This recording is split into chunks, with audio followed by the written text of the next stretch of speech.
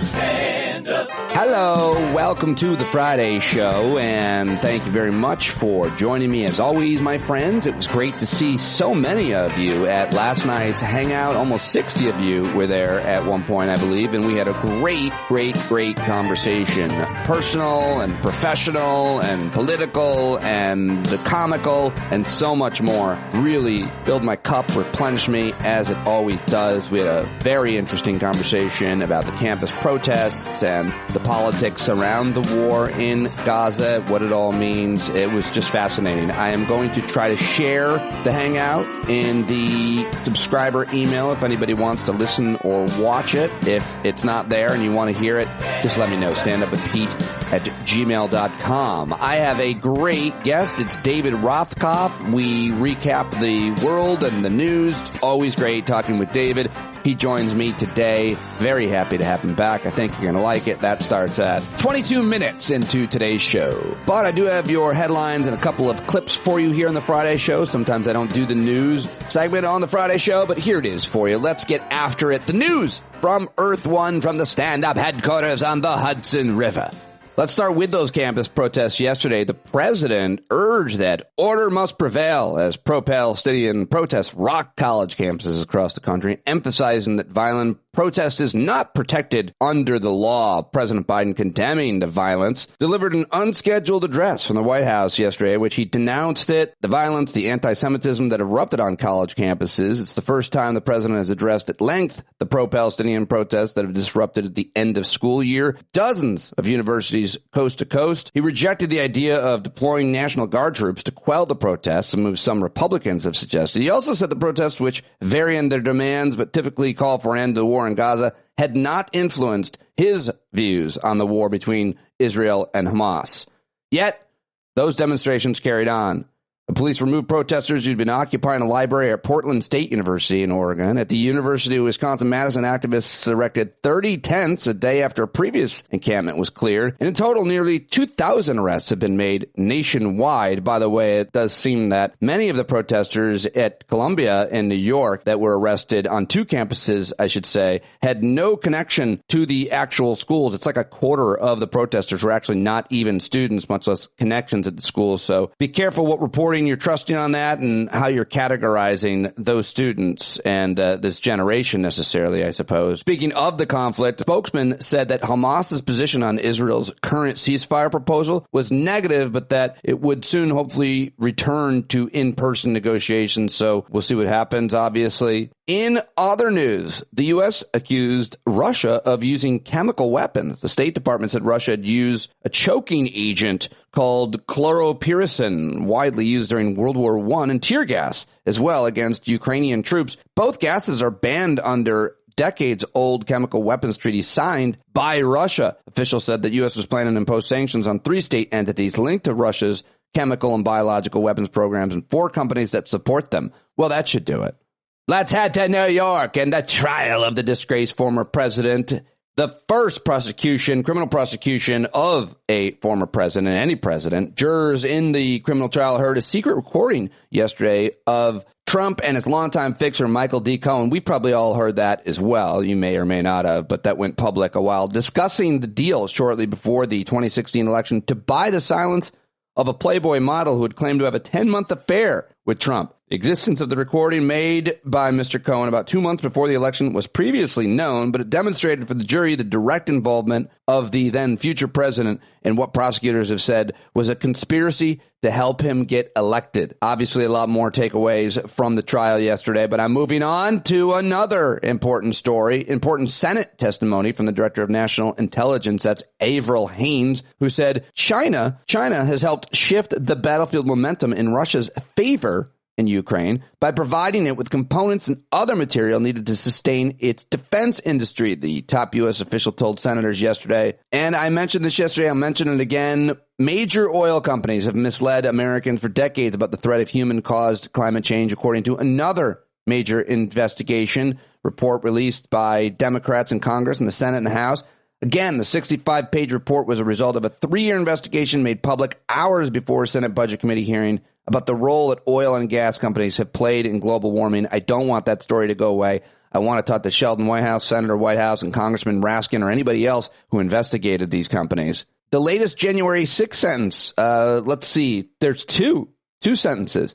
First, you got a guy from Georgia who dragged an officer down the steps of the U.S. Capitol while wearing a Trump 2020 hat on January 6th and bragged that he, quote, fed the officer to the mob. Was sentenced to more than 4 years in prison yesterday. His name is Jack Wade Witten. Later, Jack, he admitted to yelling, "You're going to die tonight," at police officers during one of several assaults he committed on law enforcement at the Lower West Tunnel. These January 6th sentences are not done. Here's another one.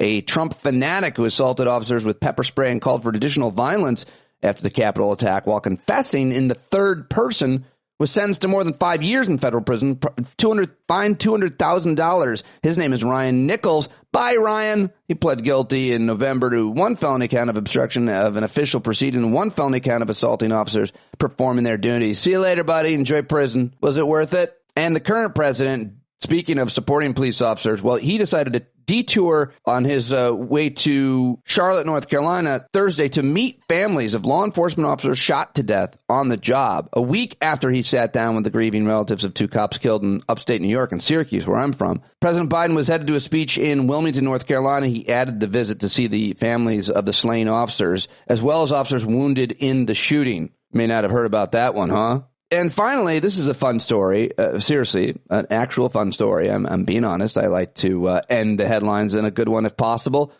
An orangutan in Indonesia has been observed appearing to treat a wound with a medicinal tropical plant.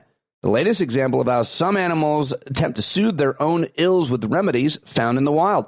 Scientists saw this Sumatran orangutan named Rakus pluck and chew up leaves of a medicinal plant used by people throughout Southeast Asia to treat pain and inflammation. How about that? The adult male orangutan then used his fingers to apply the plant juices to an injury on his right cheek.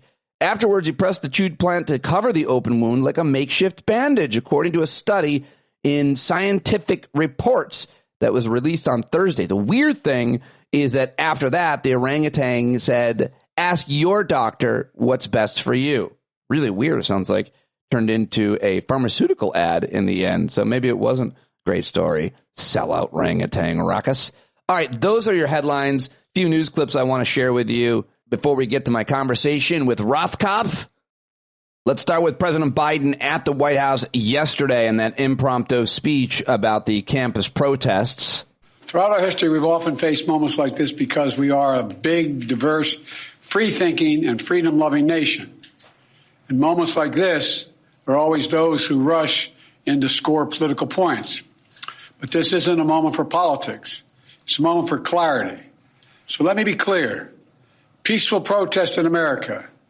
Violent protest is not protected. Peaceful protest is. It's against the law when violence occurs. Destroying property is not a peaceful protest. It's against the law.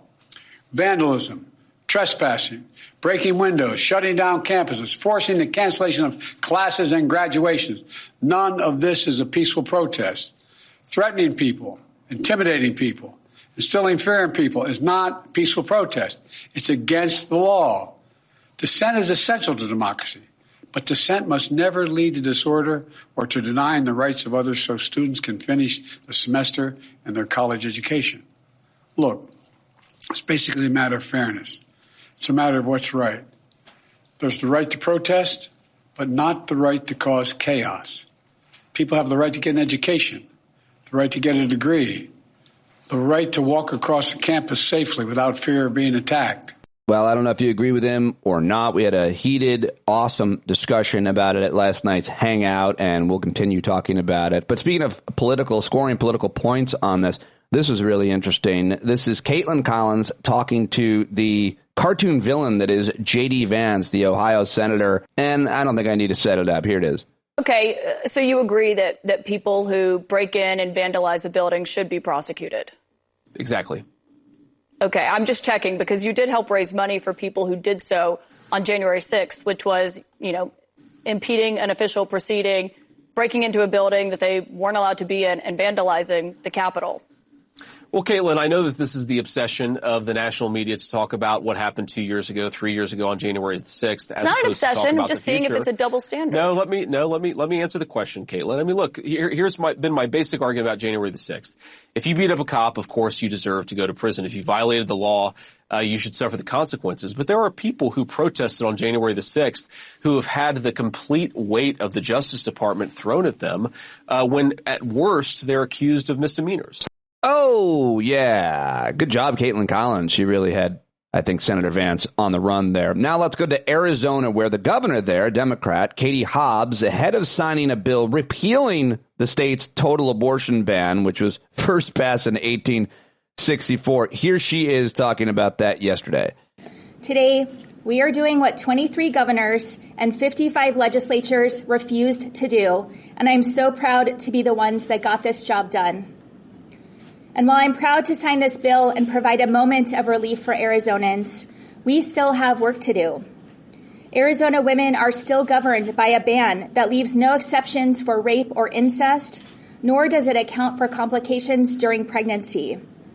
We do not have guarantees that the basic right to contraception or access to IVF are protected, even as threats mount.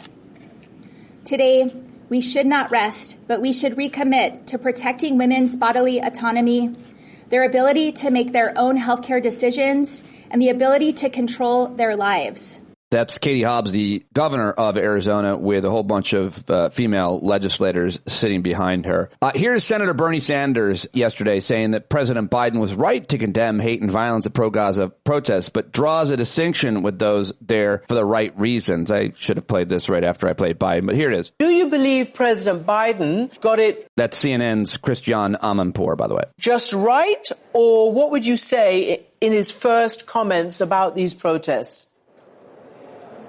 Well, he's exactly right, is that we don't want protests that are violent, and we absolutely will not tolerate anti-Semitism, Islamophobia, homophobia, or any form of bigotry. Of course, he's right on that. But I think, Christian, it is important to understand why these protesters are out there. And they are out there not because they are pro-Hamas. They are out there because they are outraged by what the Israeli government is now doing in Gaza, which is bringing unbelievable harm, not just to the terrorist organization, the Hamas, but to the entire Palestinian people. And that's why these anti-war demonstrators are out there. They do not want to see a situation continue where 110,000 Palestinians out of 5% of the population have been killed or wounded, where children now face starvation. Hundreds of thousands of children face starvation because Israel is refusing to allow humanitarian aid to get to where it has to go, where 2/3 of the homes in Gaza have been destroyed or damaged, where the entire civilian infrastructure, water, electricity, has been annihilated, where educational systems, every university in Gaza has been bombed. So I think it's important to understand why these young people are out there. And they are out there for the right reasons, to protest U.S. continued military aid and money to a right-wing extremist Netanyahu government, which is in a destructive war against the Palestinian people. There you go. Bernie Sanders on CNN yesterday taking a little bit different tack. I like that. All right, now for something a little bit different. I saw this yesterday, and I really wanted to share it. I was very moved by this. It's Brittany Griner, the WNBA star, who was imprisoned in Russia for having 2 cartridges of cannabis oil, vape oil, in her bag. And she's now written a book about it and giving interviews to a number of major news outlets, including, I think, exclusively first ABC News, Robin Roberts. And I highly recommend you watch this whole thing. It's obviously human interest, but it's also just horrific to hear about the experience that Russia put her through in prison. Apparently, she thought about killing herself during the first few weeks in a Russian jail after her 2022 arrest on these charges. She spoke for the first time about her months-long detention in Russia during an hour-long interview, and I want to give you 4 minutes of it. This is from Wednesday night on ABC, her new memoir, Coming Home, set to be released May 7th. And I just thought this was so moving and powerful and tragic, but so happy that she is free, obviously, and talking about it. By the way, a lot of people react to the sound of her voice because it's deep and sounds like a man's voice, but she talks about that as well, how she's always struggled with that in the interview. But here it is right now, very, very powerful, Brittany Griner with Robin Roberts. And I grabbed like a whole, I think, 4 minutes of this here. How did you not know that you had cartridges in your luggage? What do you say to the skeptics? I would say, have you ever forgot your keys in your car, left your car running? Have you ever, where's my glasses? They're on top of your head. Where's my phone? Oh, it's in my pocket. It's just so easy to have a mental lapse, Granted, my mental lapse was on a more grand scale, but it doesn't take away from how that can happen. The agents take her passport, boarding pass, ask her to sign a form written in Russian that she says she can't read, and she is left to wait. You said that you felt that you let down yourself, your family, your teams. Yeah. So how did you work through that, what you called this guilt that you were feeling?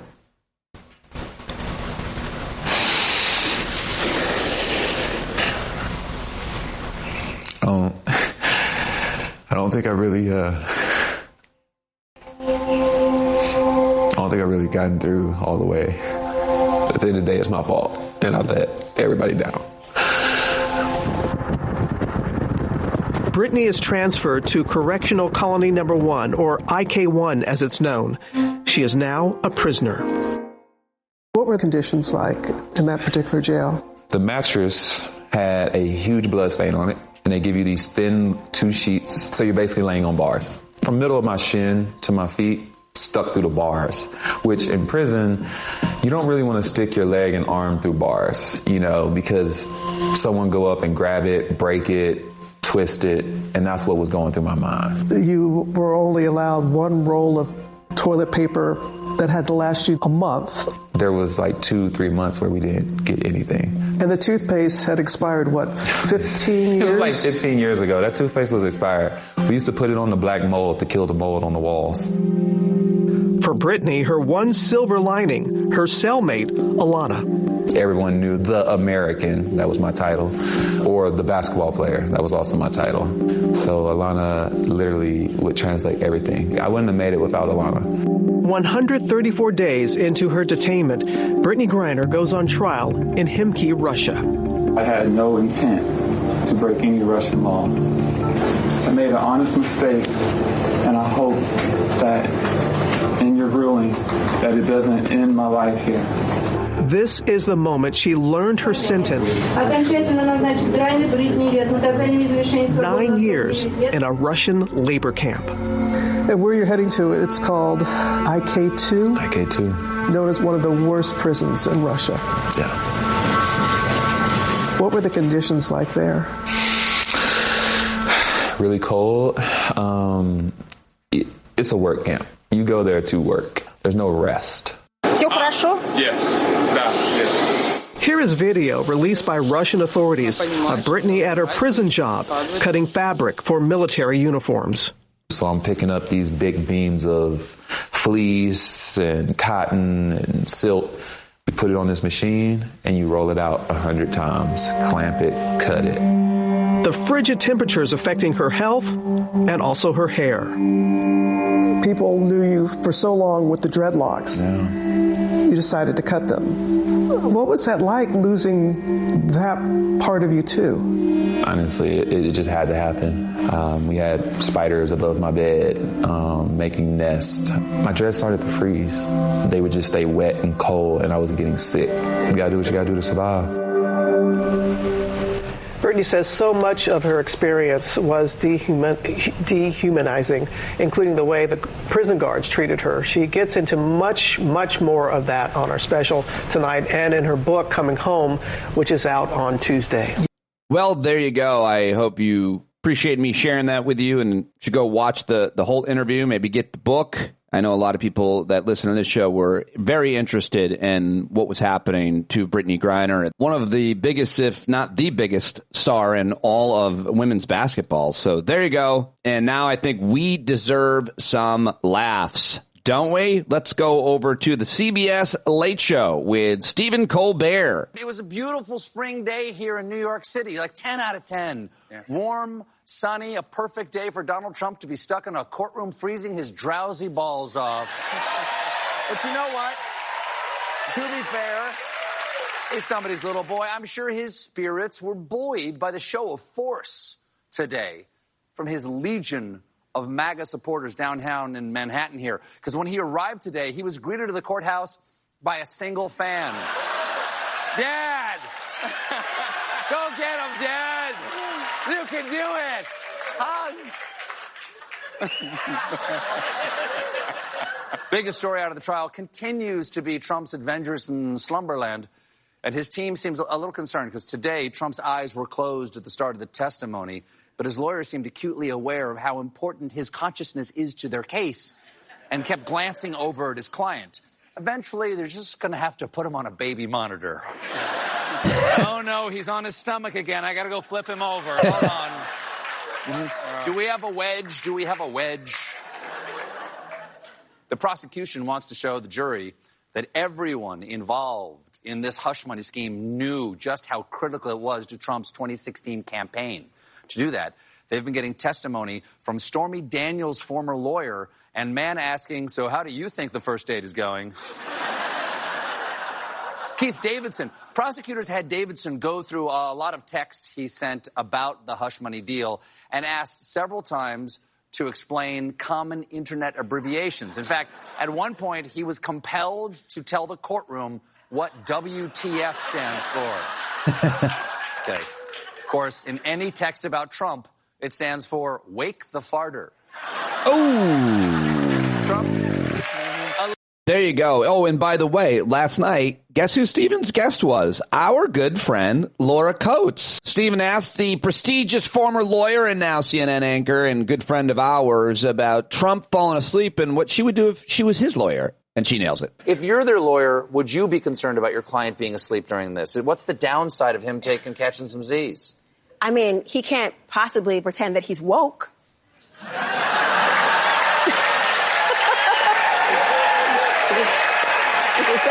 Yeah, we love it. We love it. We love it. Love to see it. So great for Laura. And I just am always rooting so hard for her. And I know many of you are as well. So I wanted to share that. Okay, now let's get to my guest, shall we?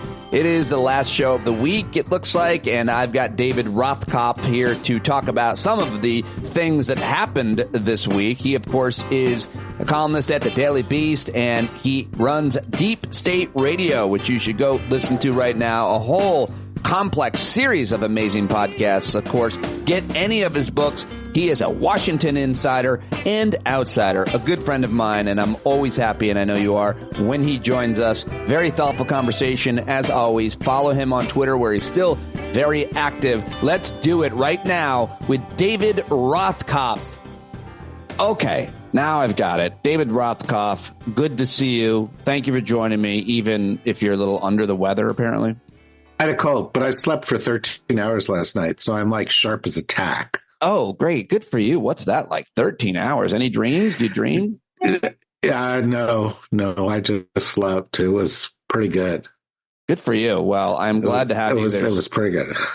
That's, that sounds fantastic. I can't remember 13 hours, but very healthy. Okay. Well, I have lots to talk with you about, so I hope you're ready. Are you ready to talk about it all? I'm ready. I'm raring to go. Have you been talking about it all this week? Did you take time off for being sick on Deep State Radio? Have you been talking about it all? I missed a pod yesterday, but otherwise, no. I'm still doing what I'm supposed to be doing.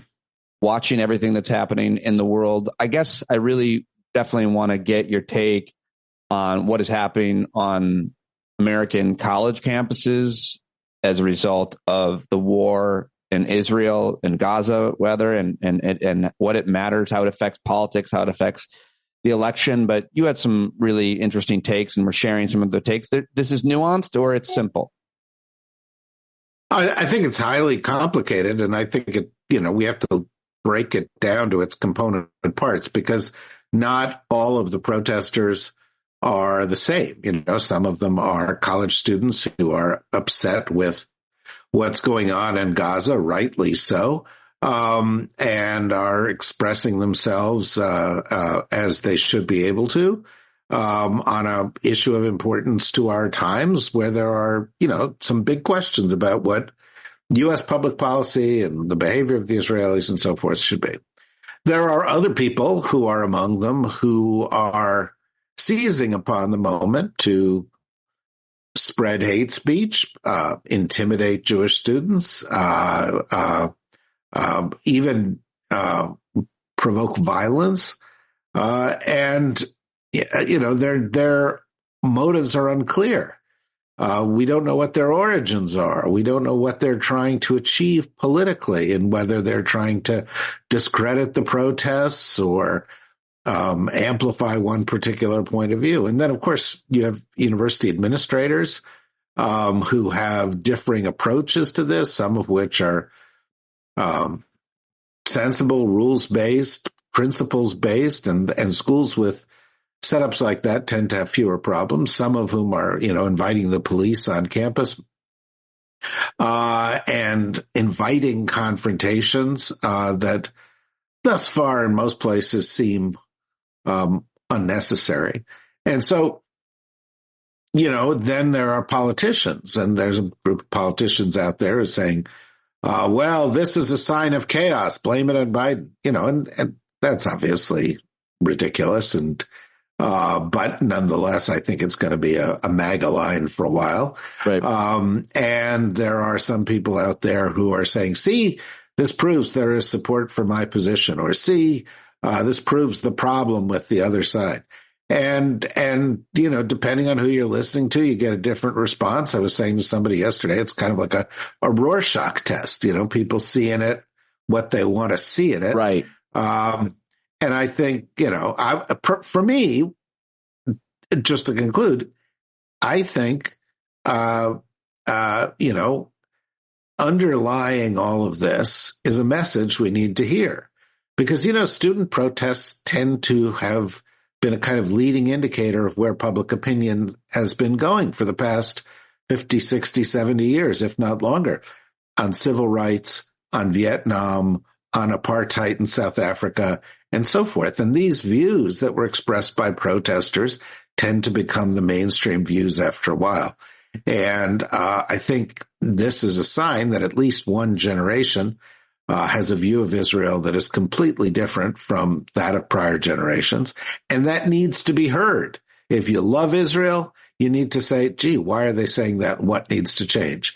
If you feel that Israel is a bad actor, then you need to say, well, how do I harness this politically? But, one thing that I mean, maybe you have a memory of it, but in the past 50 or 60 years, I defy you to find a big national college wave of protests that ultimately was wrong, that ultimately took a view that was not adopted by the rest of society later. I wonder if, I guess the pushback to it would be everything is different now and people were better informed about things like the Vietnam War and other protests, the civil rights movement. We weren't as fragmented with the views and as confused. It seems like some of the college students who are protesting, and maybe this was always true, if you go and ask them what they're protesting or what it means, the river to the sea or any of that stuff, they have no idea. They're just trying to maybe find identity and stand for something, but they don't seem to, often they seem to not really understand the issue, especially one as complicated as the Middle East. And when you introduce TikTok and all the new media, and as you said, a Rorschach test, it feels like it's just such a different time that it doesn't feel necessarily the same to compare to the past protests. But otherwise I would agree. What do you think? Well, I don't know. I mean, I went to college when dinosaurs roamed the earth, but it was the mid to late 70s, and I went to Columbia, because there had been protests there, and I thought, oh, this is cool. I want to go to a school that's got, been a kind of hotbed of unrest. It appealed to my personality. And, I hung out with a lot of people who had those views, and I've seen, groups like that throughout time. And you know what? Some of the people are sincere and well-informed. Some of the people are assholes. Some of the people are, pursuing some agenda that we don't even know about or planted in these groups. And it's hard. It's hard to know, but I don't think it's fair to assume that people who are, in these demonstrations are uninformed. And some of these issues that people say, oh no, this is quite simple. They're not simple. From the river to the sea. Does that call for Jewish genocide? Well, that's a legitimate subject to debate for some people, members of Hamas and so forth, when they call for it. Maybe it does. But for other people, it's just saying, look, this was our land. It extended from the river to the sea. That's what we want. And it is, by the way, shored up by the fact that the Israeli view of what Israel should be is from the river to the sea.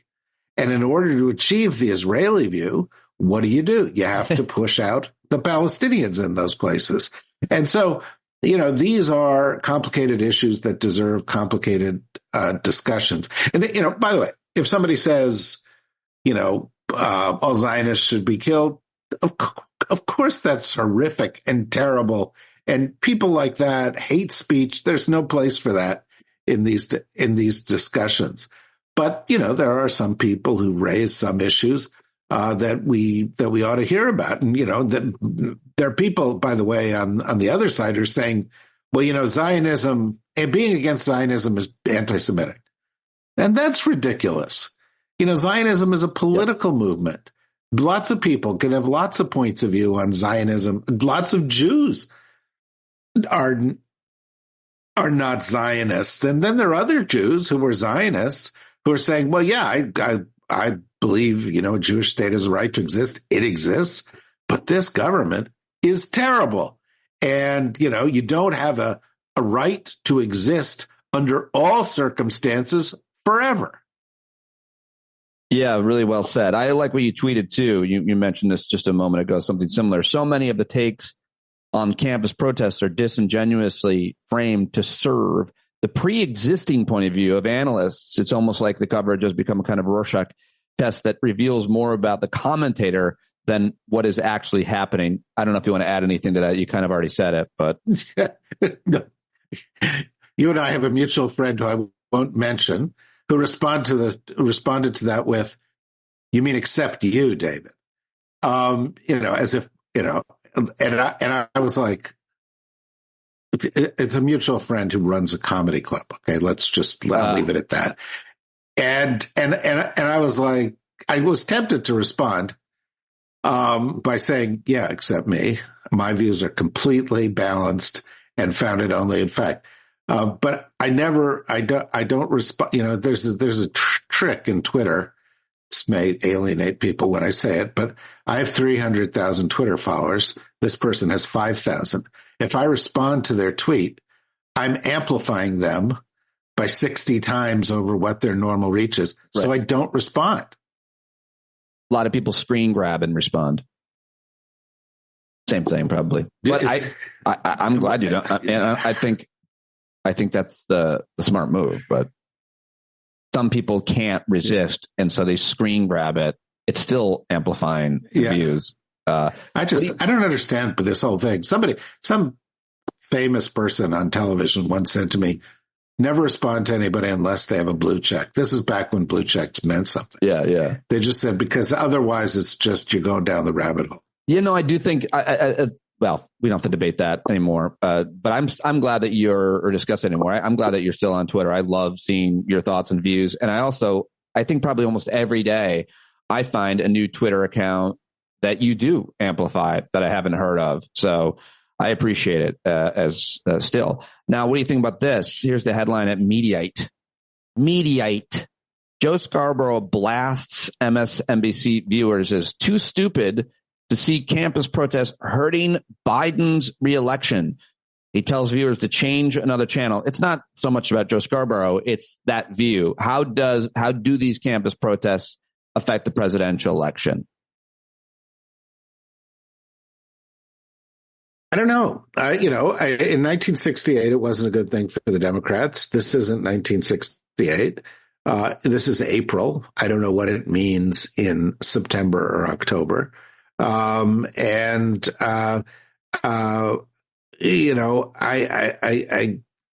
think, there are a lot of people out there who oppose the administration's stance, for example, on Gaza, or wish they had taken a stronger stance to stop the Israelis from doing some of what they did.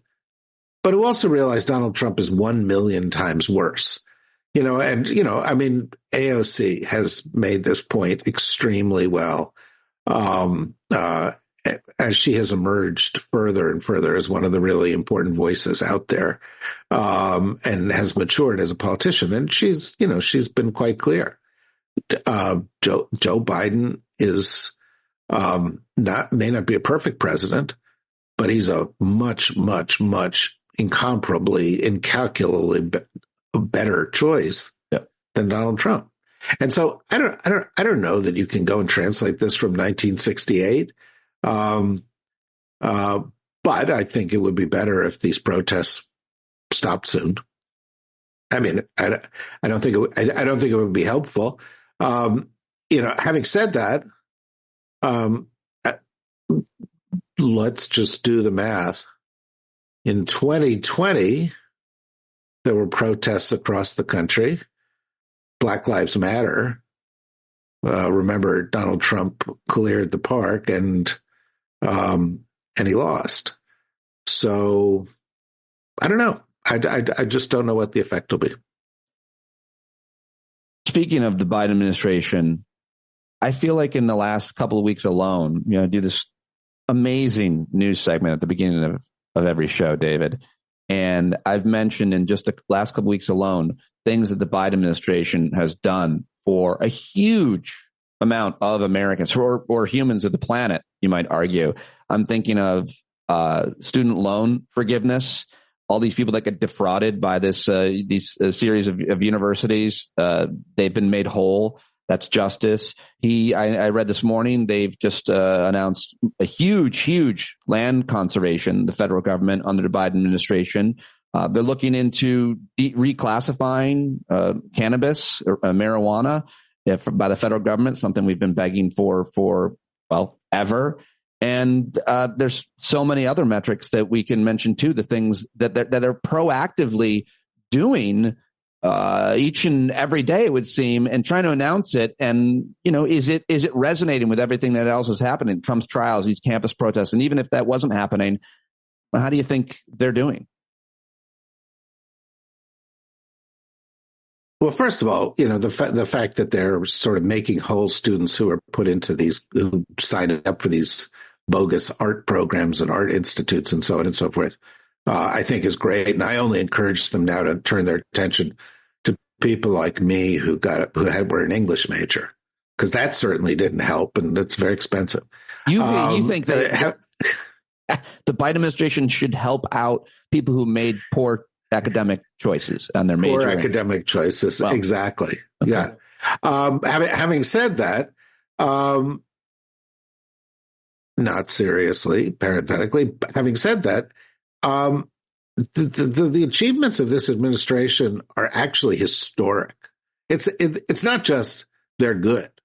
What they did with the response to COVID, what they did with the bipartisan infrastructure bill, what they did with the Inflation Reduction Act, what they did on competitiveness, what they've done on investment in green infrastructure, what they have done to build chip fabs in the United States and enable us to be competitive in the next generation of technological development, investing in R&D, what they have done to strengthen NATO, what they have done to stand up to Russia, what they have done to get us out of the endless wars in Afghanistan, what they have done to help students, help people who need to spend money on drugs.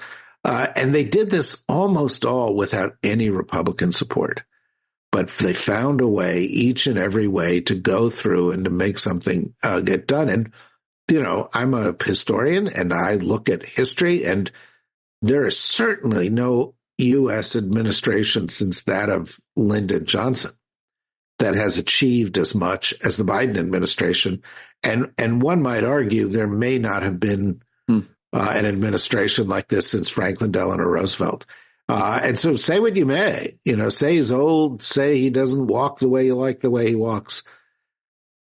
Joe Biden has had one of the most historically successful administrations in terms of achievements of any president that any American who's currently alive remembers. Meanwhile, Donald Trump, according to historians' vote, is one of the worst presidents in American history and achieved very little. His only major accomplishment was a tax cut that recent studies have confirmed only helped the top 1% of the population and hurt everybody else, built the deficit to record heights. And that's to say nothing of all the laws he broke and of his general vileness as a human being. Now, Joe Biden in the current polls, if you look at, 538, they tend to be, I think he's up right now by 1.5 on the average of the polls. We have seen that when you look at likely voters, his margin is bigger, and that he's got a good chance of holding some of the key swing states. But this is way too close. If you just took people who could read and comprehend what they've read, and apply it in a rational way, this should be the first unanimous election victory in American history, right? So that means that a lot of people are not voting on facts. They're voting tribally. They're saying, my tribe is going this way, so I'm going that way. Or what they think, I'll split that hair, the facts are, because I always, again, to my award-winning news segment, I say that we broadcast from Earth 1. So on Earth 2, they get the facts and, they believe them. I have empathy for people who believe all kinds of crazy shit for whatever reason they believe it. Well, you're a better man than I. Alternative facts, if you will. Yeah, no, I know. You're a better man than I. And I know there are people out there who believe alternative facts, but the reality is that's bullshit. And it's easy to find out that it's bullshit. And you don't have to do that much research to find out that it's bullshit. And, sure, there are a lot of people who thought the election was stolen. But then there were 65 court cases, all of which went against the people who made that assertion. It's easy to find out. There is no evidence, period, of any election fraud. Period. So that's fine. And I always, as I said to you before, I always sort of roll out this thing where I then say, 86% of Americans believe in the literal existence of angels, and the vast majority of Americans believe that, that there is a literal hell and a literal heaven, and big substantial portions of Americans think that human beings lived at the same time as dinosaurs. Yeah. Right. And I mean, it's not true. So, I don't have a lot of sympathy for being a fucking idiot. This is your life. This is your life. Pay attention, understand what the facts are. And to some of these people, Fox News is not a news organization. It's a palliative drug. It makes them feel better about themselves. Well said. How many Supreme Court justices, I think, believe in angels, and more importantly, that the devil is a thing. I got the fucking Supreme Court. Literally, some follower of mine out there on one of these social media platforms texted me or DM'd me last night at like 2 a.m. where I was in the middle of my 13-hour sleep. I woke up for a minute and I saw it at 2 a.m. And it was like, are you okay? And I was like, why do you ask? Does she know something I don't know? And she said, well, you just haven't been as vocal in the past few days. I haven't just seen as much stuff from you in the past few days. And I thought about it, and I sort of don't, but something snapped in me when I listened to the Supreme Court in the hearing about Trump's immunity. And you weren't, and I'll let you explain it, but you were not alone. Like so many, especially, people who cover the court for a living. I saw some of obviously the Elie Mystal's, but others like my friend Mike Sachs and others who are a little bit more moderate. Like you weren't alone, and I'm glad I didn't listen to it. But explain what happened with that. Well, it's just, you have a sense that even on their worst day, there's certain kind of fundamental principles that work in our system of justice. And even if people are politically biased, there's certain guidelines that they have to at least make an effort to adhere to. Like, is there a basis for this in the Constitution? Or is there a basis for this in history? Or is there legal precedent to support this? Or, let's stick to the facts of the case and discuss the case at hand. And what happened in these hearings is they essentially said, we don't care about the Constitution. We don't care about history. We don't care that the United States was founded to object to the principle that the head of state of a country could be above the law. That was the reason the country was established. We don't want to hear about this case. We want to make some general conclusions, as Gorsuch said, for legacy issues. And so they didn't address the core question, which is, did anything Trump do have any sort of immunity? Instead, they wanted to address the abstract question of, do presidents have immunity? And even in that case, they had complete wrong answer. Of course, presidents don't have immunity. No, there's not a word about it. If they wanted to give presidents immunity, they could have said they had immunity. In fact, there are plenty of words in the Constitution to the country. They didn't care. History, they draw the wrong conclusion. Gerald Ford didn't pardon Richard Nixon because he thought he had immunity. He pardoned him because he knew he didn't have immunity. There's no, Office of Legal Counsel decision in the Department of Justice's history that says presidents have immunity. There's some that said we shouldn't prosecute a president for his crimes while he is president, but that ultimately, and what the clear implication of that is that we can prosecute them when they are not president. And so literally all the things that you thought should work in this system aren't working. And all of a sudden you thought, the rules are out the window. This is a tribal fight. A tribal faction has taken over the Supreme Court. They're going to twist the law to suit their political needs. And you watch. I'll tell you what's going to happen in this decision. And I've said this before to some of those experts you've talked to. And it was clearly where they were headed from this hearing. They're going to say, the president has immunity for official acts based on nothing.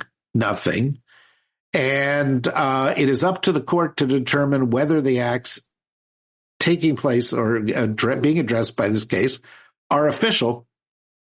So we remand this to the lower court to determine whether what he was doing was personal or official act. And that's going to postpone this trial further and further. And clearly their objective from the beginning has been to postpone the trial so that should Trump be elected, he can drop the prosecution and get away with it. Right.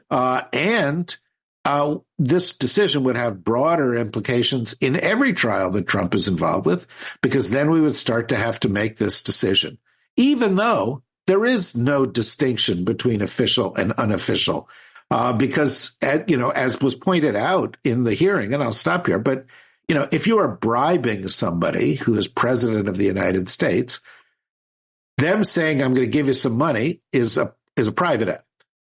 But if then they do something like make you the ambassador to Spain because you gave you the money, that's an official act. Most abuse of power involves a combination of official and private. Right. And so this is a distinction that is clearly a misleading distinction.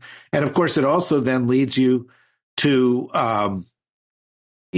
questions like those that have occurred, like the president's commander-in-chief. What if he orders the military to conduct a coup on his behalf, or he orders SEAL Team 6, as was described in the lower court, to go after his opponent? And he says, okay. The Trump's lawyer, the lawyer of the man who would like to be president of the United States, said, yes, that's okay. That's protected. There is immunity in those cases. Folks, be scared. I mean, I had an image. This is my last point on this, but I will share it with you. I've been meaning to write something about it. Maybe I will, but I had an image. I feel like we're in, what's that Lars von Trier movie where there's like a meteor heading towards the planet, or a comet heading towards the, I don't know. Well, no, but that's like that kind of thing. I feel like I'm in Washington. I live on a leafy street. There are all these beautiful trees out there. Melancholia. I go to work. Oh, pardon me? Melancholia. Melancholia. But and I feel like everybody's going about their stuff. They're cutting their lawn, and a fucking comet is heading at the planet. And they're oblivious to the fact that, and Trump recently, this past few days, has said, oh yeah, no, I will send people to concentration camps and I will use the military and blah, blah, blah, blah, blah. And people are like, the birds are tweeting and they're saying, oh no, this is normal. To me, it's like crazy. And I think it fried my circuits. That Supreme Court case, those arguments fried your circuits, made you go silent, and some random Twitter follower noticed, and we are all now in benefit to hear about it. Because it's interesting that that's the thing that takes someone like you offline, if even for a minute, because you're so closely following and so closely connected to it all. So I appreciate that. And let me ask you about the other court case and what you think it means in Manhattan, this trial. How important is this? You wrote about this at the Daily Beast. Before Trump's big lie, there was Trump, the bigger liar. And you say that in the first stages of this trial, they've made it absolutely clear that this trial is not the legal non-event that Republicans and drinkers of the conventional wisdom flavored Kool-Aid said it was. It's not just a case about paperwork or bookkeeping. It's not a bland little nothing burger of arcane, hard to prove white collar crime. It is not just the hush money or porn star sideshow. It is a case about an alleged attempt by a man running for this country's highest office to systematically defraud voters and use illegal means to gain an advantage in an election. Rothkopf, the only thing I care about is what this case means for the campaign, for the election. He's not out there on the campaign trail. He's sleeping and farting in court. He's getting reprimanded by a judge to get control. He did get a day off and go to Wisconsin to call Chris Christie a fat fuck. But what does it all matter? What is this thing about Trump smells bad? The past few weeks, I've seen a lot of people talking about it, what he smells like. I find that very where's that come from? I think he does probably. I think people just they want that to go viral about him. They just want to, because they know that kind of very lowbrow insult would actually bother him. If it was trending on Twitter, he would know and it would bother him. I think that's the deal. But that's okay. Anyway, you just read what I wrote, and what I wrote is what I think. And the trial, I think, is much more significant. For the reasons that you just enumerated to begin with, because, election fraud is what he does. Lying is what he does. I said Donald Trump is a fictional character. Nobody knows the real Donald Trump because all he has ever done about himself is he lies. Yeah. He says, I'm a successful businessman. He's not. He says, I have all this money. He doesn't have all of this money. He lies to the women that he marries. He lies to his kids. He lies to the rest of us. He played a successful businessman on television. He wasn't really actually one. When he was president, my favorite lie real quick, because he is a human highlight reel and he always has been. That's how he's been successful, quote, successful. And I was just thinking about this one. My favorite lie of all time was years ago, long before he ran for president, when he called, I think it was People magazine, pretending to be his own publicist, calling himself John Barron. And we hear the audio. I should play it again. That's my favorite lie. That one to me is, I just can't imagine someone like a more anonymous person doing that. And we heard it and we know it was him, and it's so embarrassing, stupid and funny. Well, it's just crazy. It's like literally, if you made a list of every person in the United States who should be president of the United States, and Donald Trump isn't in the bottom 5, and that's only because there are 4 mass murderers out there that I don't know about. I would say you need to go and recheck your math, because, this guy has disqualified himself over and over and over again. But having said that, this trial helps because each day some of the facts go out there and he can't really counteract the facts. And each day he is also forced to submit to a different kind of authority, which drives him absolutely bananas. He can't handle it. And that sort of helps, reveal the psychological collapse of the man. And who knows, it may help accelerate the psychological collapse of the man. But the broader picture, when you pull it out, is when he talked about, invited Russia into the election, when he did what he did in this case, when he fomented the riots of January 6th, when he oversaw the election, the fake electors scheme, when he tried to get Ukraine to find bad stuff on Joe Biden. It's all election fraud. It's all trying to deceive the electorate into voting for him. And so this trial is just a subset, but it's one of those things where in a piece of the pattern, you can see the entire pattern.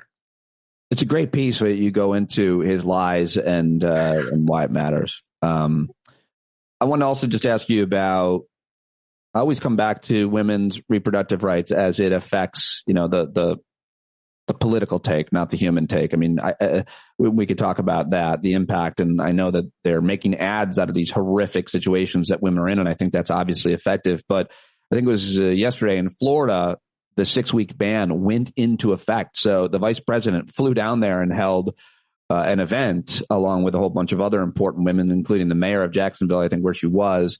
I feel like they're doing a really good job of focusing on this issue. And I still feel like this is going to be the issue that most animates the most people on November 5th. What do you say? Totally agree with you. Think that we'll see more developments, more court decisions, other kinds of things that will keep this issue in the public eye. Love that the vice president flew down there. I love the feistiness of the Biden campaign. The president goes right at Trump time and time again. Correspondents' dinner or any of these other recent speeches that he made. The vice president goes right to the heart of the beast, right where they are tearing away the rights of these women, and stands up and says, I am a woman. I care about this. We should all stand up and fight. We can't let this happen. Elect Democrats. We'll get you your rights back. And, this, in some ways it's the untold story, right? Because everybody was like, oh yeah, Biden's old. I don't know. I don't really know about this Kamala Harris. But they're out there running this campaign, going straight at Trump, going straight at these things. The polls are going up steadily on a week-to-week basis. They're doing a great job.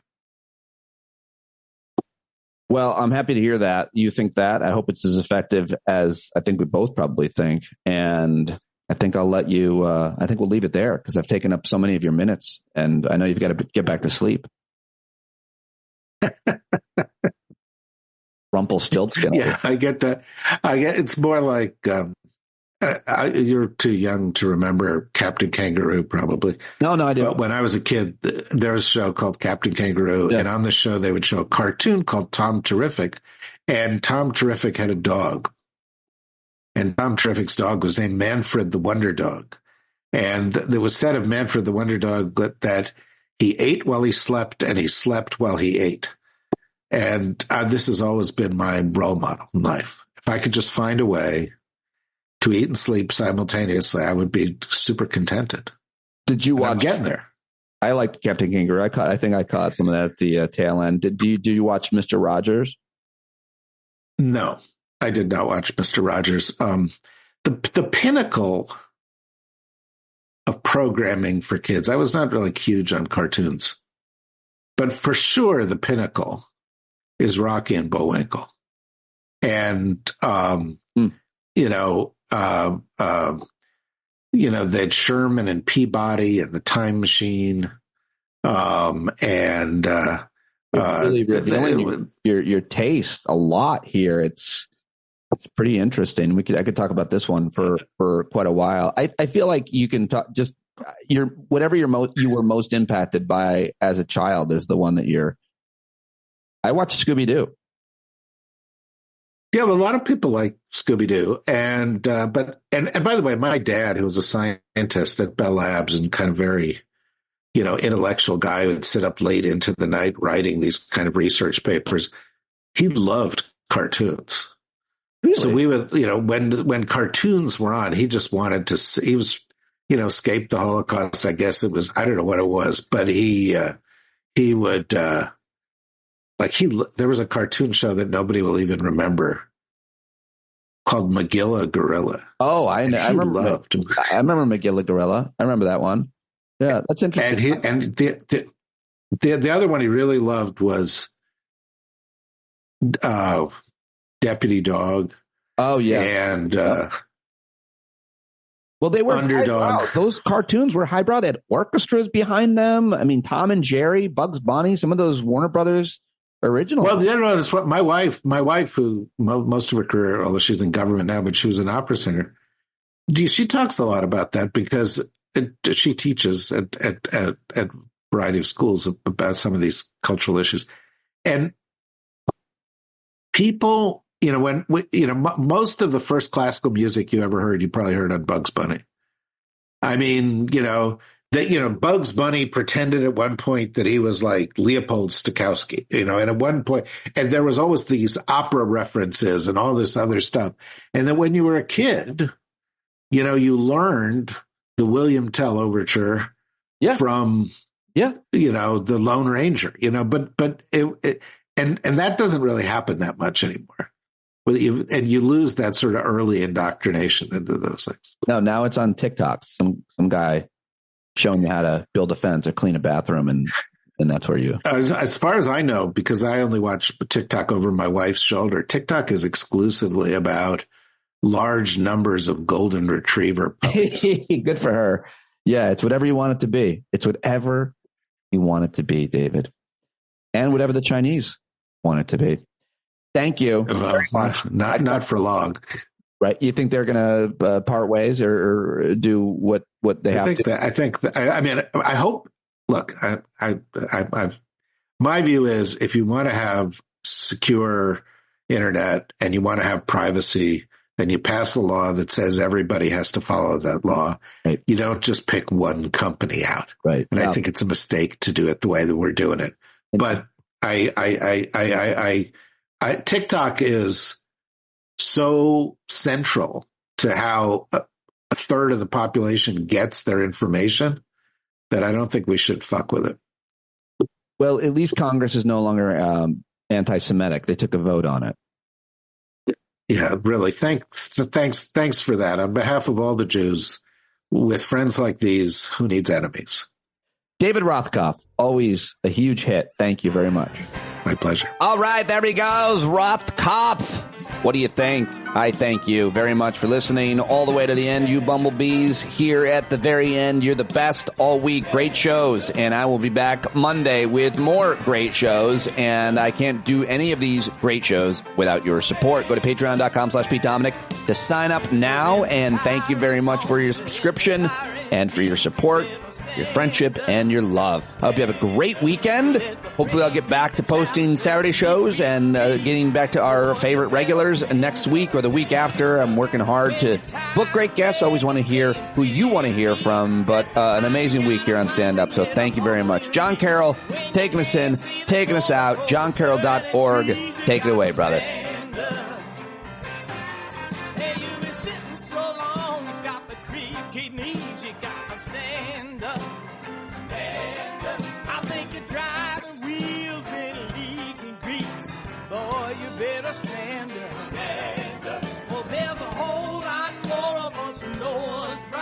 Keep right on ignoring us if we keep sitting tight. You got to open up the window to let in some light. You got to stand up.